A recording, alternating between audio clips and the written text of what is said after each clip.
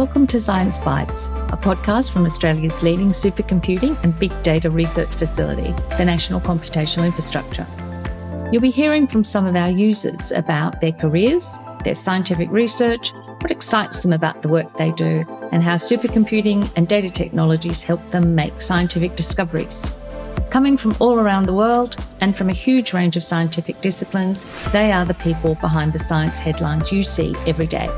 And now it's over to Andy, who is in conversation with today's guest, Dr. Christal Xie. Christal Xie is a master's student in science, specialising in aviation meteorology at the University of Melbourne and at the Australian Research Council's Centre for Excellence for Climate Extremes. Thanks for chatting with us today, Christal. Good morning, Andy. Hello. And where do we find you today? I'm from Melbourne currently. I live in Melbourne and I go to Melbourne Uni. So today I'm actually work from home and I'm happy to join you guys at home. Awesome. I'm from home as well. Seems to be a lot of that going around for some reason. It is. Yeah. Now, lots of us are keeping a keen eye on the climate, but what prompted you to pursue it academically? I always loved looking at the sky. When I was little, my grandparents will watch the weather report on televisions 4 times in the afternoon. And that somehow, I guess, runs in the family that I just love looking at the sky, enjoying the weathers, enjoying the changings of weathers. And yeah, I just accidentally found out that Melbourne Uni provide this major for undergrad. And I just put my hand up and that's all the journeys begin. And why aviation meteorology specifically? I love travel and I love looking at the planes. And I was contemplating, what kind of job that can link weather and planes together, and aviation meteorology sounds the perfect fit. Yeah. And I suppose pilots would need to study meteorology. From what I've read, they actually need to study a component of meteorology to qualify as a pilot. Yes, that's right. They do need to go through some sort of theory and practice with that. But also behind the scene, the Bureau of Meteorology or some services, they will provide the weather briefing for the industry. So that is some sort of starting point for me that I don't want to fly, but I also want to get to know more about the industry. And I found this as a study that meet all my needs and interests. Yeah, fantastic. I suppose there is a lot at stake in knowing your upcoming weather conditions when you're flying a magical tube through the air with wings and lots of people. It is. Yeah. So what brought you to the ARC Centre of Excellence for Climate Extremes? So during undergrad time, I was really lucky to be given a scholarship with the Centre of Excellence for a little projects focusing on the Melbourne extreme rainfall. So from there, I met the centre. I met my current supervisor, Dr. Sadie Hitchcock and Professor Todd Lang. And then we chatted a bit more and somehow they got another project for master level about aviation meteorology, about turbulence. And that just definitely meeting all the boxes. So I just decided to continue studying my master with Melbourne Uni as well as the ARC Centre. And I must say that the Centre of Excellence Climate Extreme, it's a very supportive environment for students and researchers. And from there, I get to meet, you guys, NCI, and many other researchers around the country. And how would you say that aviation meteorology affects the average Australian? I think every time when I brought up that I'm studying aviation meteorology, people say, oh, then why aviation? It's that my topic, turbulence, you don't really necessarily feel that when you're on the ground. You don't really feel turbulence when you're driving in your car or, taking public transport. But the only time that you can somehow feel turbulence when you're in the air, in the aeroplanes. So somehow makes it sound a lot more specialized and fancy by putting the name in front of it. And turbulence, it does affecting the average Australian a lot. You might be really lucky today you're flying to Sydney, doesn't experience anything. But someone flying, from Sydney to Perth might experience something really, turbulating mid-air. And that turbulating can delay your flight. That can potentially bring damages to the aircraft itself. That can create delays on the ground.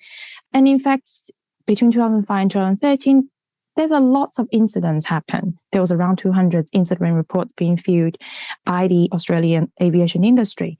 And that's costing lots of money globally. Yeah. I suppose there'd be a lot of different forces in the air as opposed to on the ground, but not just with the weather, but you've also got how the weather interacts with the forces that the aeroplane relies on, like the Bernoulli effect, to keep flying in the direction that they want to fly. And all of those forces need a lot of thinking power. How do you use high-performance computing and big data in your research? So for me specifically, my current research project bases on a very large data set. I'm talking about an aeroplane flying into a storm center and do a bit of wild flying and got all the data back. And I'm looking at a 287 variable big data set.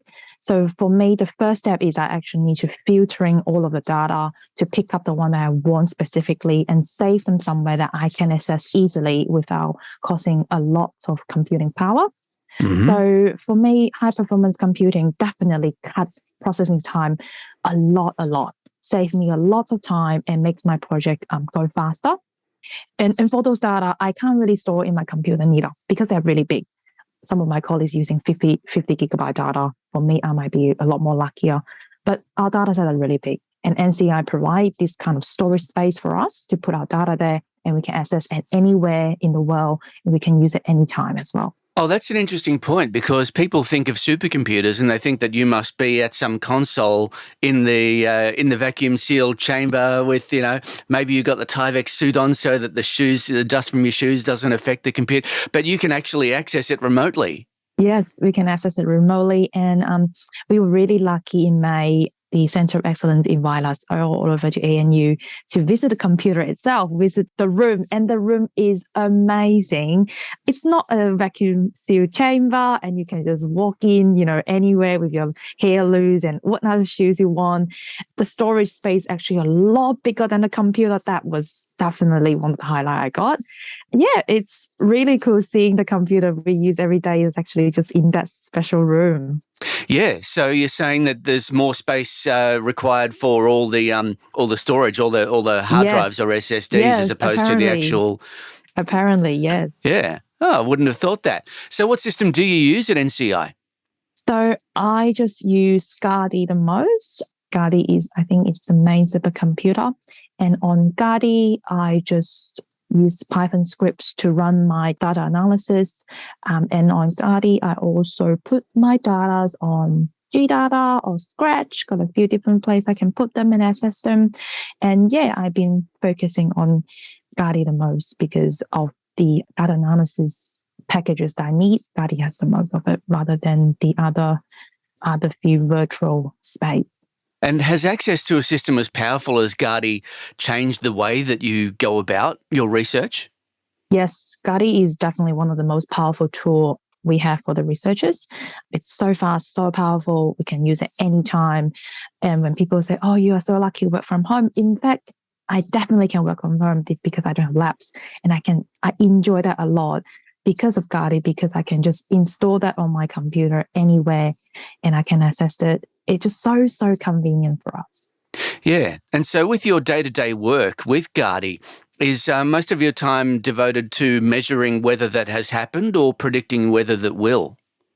For me, my current project is to study the data we have a few years ago. And hopefully from there, we can find out how turbulence is affecting how the convective system is affecting turbulence, and hopefully we found something good that potentially can imply in the future. So I don't do day-to-day weather predictions. The bureau and someone else also do it on a separate computer. But for me, I think for me and for many my work colleagues, we're just studying data specifically, and we hopefully found some trend, found something new that can imply for the future. My data set is from the US, from the America. A few years ago, 2015, I think, they have a really large field campaign supported by a few national organizations in America, in the Central America near the Rocky Mountain Range. And they are just have a few flights, got a bunch of really talented pilots that fly a little two-seated plane, just go straight into the storm and do a few laps, diving in and diving up and get some data out. And those data I'm lucky to have one day of it at the moment, assesses some part of it, and I'm going to analyzing that weather events and repurposing the data to fit with my research, look at the turbulence, and I want to find out where the turbulence is located on a storm cloud, and hopefully something good happen like that. That's fascinating and pretty brave pilots. Yes, they are. Yeah. I did mention it to my another colleague who happened to be a Qantas pilot, and I don't think he's approved that. No, I've seen the parabolic flights. Yeah, it's absolutely wild. I'm just looking at my data recently that I do not believe people just fly straight in, dive down and back up. It's just crazy. Very gutsy. And are there any technological advances in the pipeline that make you excited for what's coming in the future with aviation meteorology? I think from my same colleague from Qantas, he mentioned that nowadays there are lots of different data visualization, instant data visualization on the personal devices. The pilots can access, the turbulence data around the world at any time, real-time data, and the same as the weather reports and weather briefing. There are just so many instant data visualization out there, and that makes not only the industry, but people maybe like you, like the weather or just want to check what's going on out there. They can just access the data anywhere they like. It's fascinating. It's wonderful. I think that not only make the industry, but also the average Australian being able to part of our community. Yeah, the way that you can access data from all sorts of things on mobile devices now really it changes the way that we interact with the world that we're in.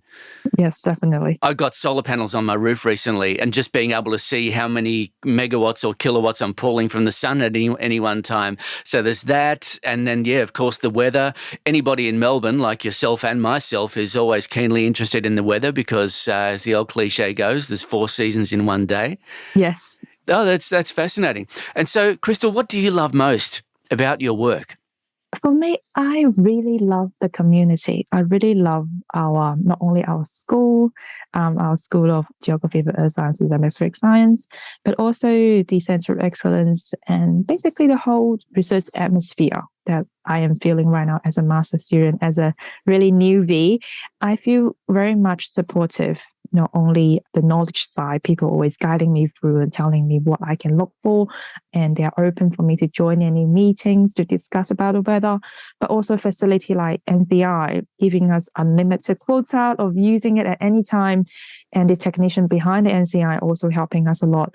Those are the things that make me feel like I'm really valued in this community, and because of that, I really like to stay on and continue to do further studies. Brilliant. And when you graduate, have you set a concrete goal yet at where you're hoping to be?